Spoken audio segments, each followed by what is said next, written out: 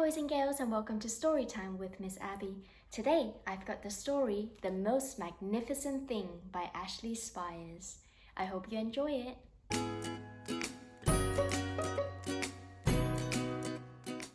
This is a regular girl and her best friend in the whole wide world. They do all kinds of things together.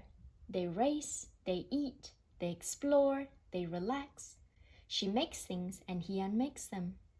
One day, the girl has a wonderful idea. She's gonna make the most magnificent thing. She knows just how it would look. She knows just how it would work. All she has to do is make it. And she makes things all the time. Easy peasy. First, she hires an assistant. Next, they gather their supplies and they set up somewhere out of the way and get to work. The girl tinkers and hammers and measures, while her assistant pounces and growls and chews. When she's finished, she steps back to admire her work. She walks around one side, and her assistant examines the other side. It doesn't look right. Her assistant picks it up and gives it a shake. It doesn't feel right either. They're shocked to discover that the thing isn't magnificent or good. It isn't even kind of sort of okay. It is all wrong. The girl tosses it aside and gives it another go. She smooths and wrenches and fiddles. Her assistant circles and tugs and wags. When she's finished, she stands up and takes a long look at it. Her assistant gives it a nudge with his paw. The thing is still wrong. She decides to try again. The girl saws and glues and adjusts. She stands and examines and stares. She twists and tweaks and fastens. She fixes and straightens and studies. She tries all different ways to make it better. She makes it square. She makes it round. She gives it legs. She adds antenna. She makes it fuzzy. She makes it long, short, rough, smooth, big, small. One even smells of stinky cheese. But none of them are magnificent. Her hard work attracts a few admirers, but they don't understand. They can't see the magnificent thing that she has in her mind. She gets mad. The angrier she gets, the faster she works. She smashes pieces into shapes. She jams parts together. She pummels the little bits in.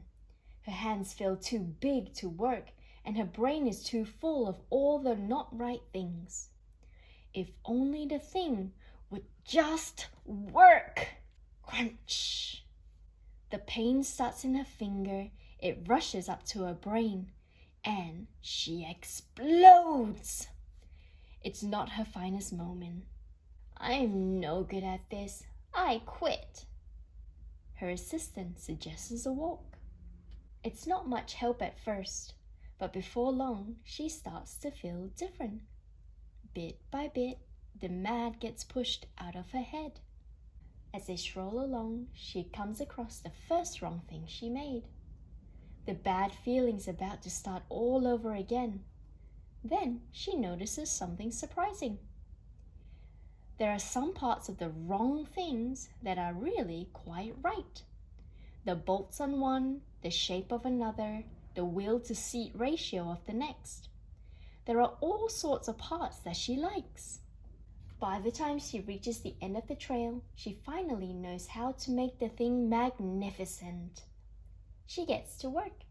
She works carefully and slowly, tinkering, hammering, twisting, fiddling, gluing, painting. Her assistant makes sure there are no distractions. The afternoon fades into evening, and finally she finishes. She alerts her assistant.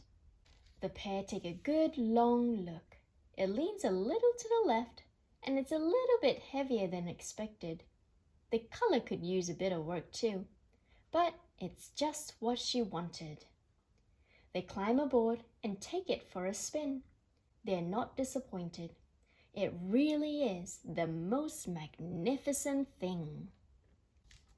And that's the story, The Most Magnificent Thing by Ashley Spires. Come join me again next time for more story time with Miss Abby. See you!